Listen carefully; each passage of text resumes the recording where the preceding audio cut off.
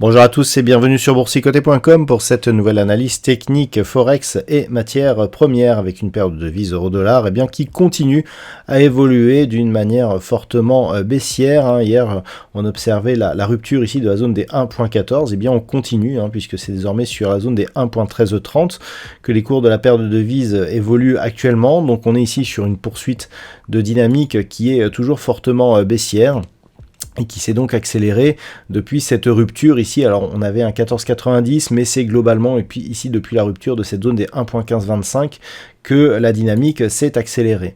Donc on est ici sur une configuration qui continue à être baissière, avec une configuration qui d'un point de vue moyen terme, nous donne un signal de retournement majeur. Et on est ici en délit, on voit que c'était la rupture ici de cette zone des 1.1610 qui nous a donné un signal.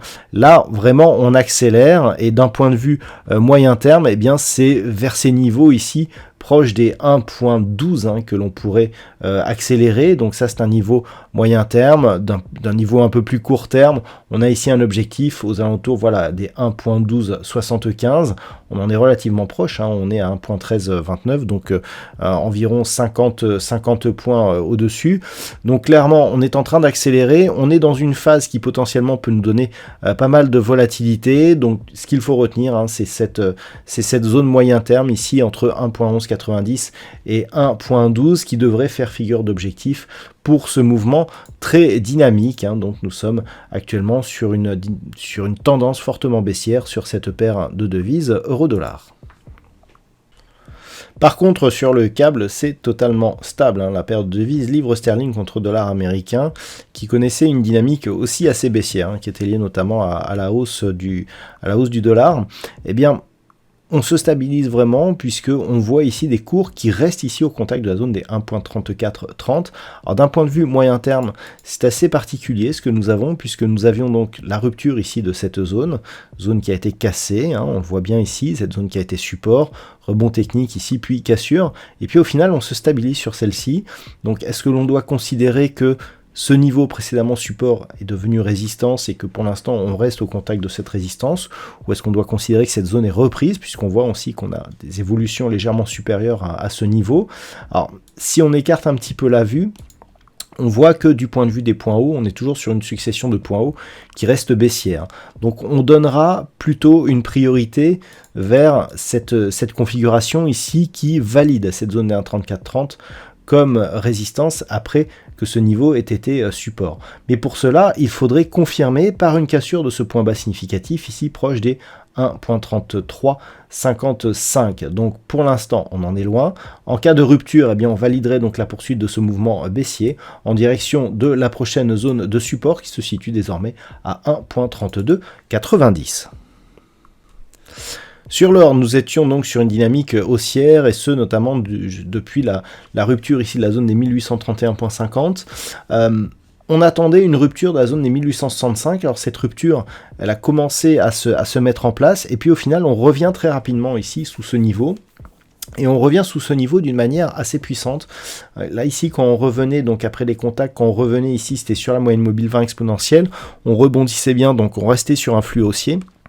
Là par contre c'est différent, on casse cette zone des 1865, on revient sur la moyenne mobile, regardez ce qui s'est passé là, c'est très technique, on revient sur la moyenne mobile, on remonte ici sous la zone des 1865 et on enfonce la moyenne mobile. Donc clairement on est potentiellement, parce que ce n'est pas encore confirmé, mais on est potentiellement sur un mouvement de retournement de la dynamique court terme sur le métal jaune. Si ce retournement était confirmé, c'est la zone des 1831,50 qui deviendra importante, car après la rupture, Pour rester dans un flux haussier, il faudrait que cette zone s'impose désormais comme support.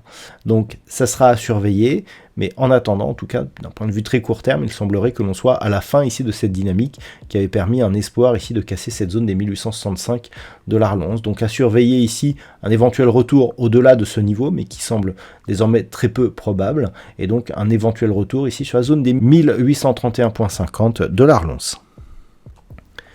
Et puis enfin sur le WTI, eh bien, il semblerait que l'on se soit totalement calmé. Après ici cette dynamique qui a porté les cours du pétrole, cette zone des 67,40 jusqu'à ce point haut ici proche des 85 $ le baril, on s'est dans un premier temps stabilisé ici, on s'est dans un premier temps stabilisé autour de cette zone des 80,50 $ le baril. C'est d'ailleurs cette zone qui agit comme résistance aujourd'hui.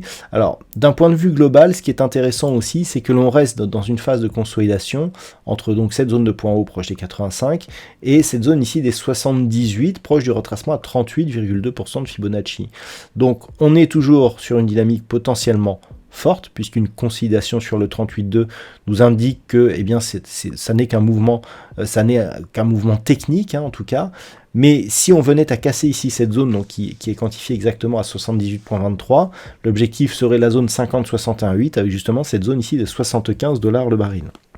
Là, clairement, on aurait un signal d'affaiblissement de la tendance, mais pour l'instant, on peut considérer que nous sommes toujours ici dans cette phase de consolidation, tant que les cours évoluent durablement au-dessus de cette zone ici des 78,23 $ le baril. On est toutefois dans la zone inférieure du range, donc sous la zone des 80,50 qui agit comme résistance. Si les cours venaient à repasser au-dessus de cette zone, on serait beaucoup plus orienté vers une poursuite du mouvement haussier sur le WTI, mais pour l'instant, ça s'est totalement neutralisé d'un point de vue court terme. Voilà donc ce que l'on peut dire sur cette analyse technique Forex et matières premières. Je vous souhaite une bonne soirée et on se retrouve dès demain pour d'autres analyses techniques, toujours sur le site boursicoté.com.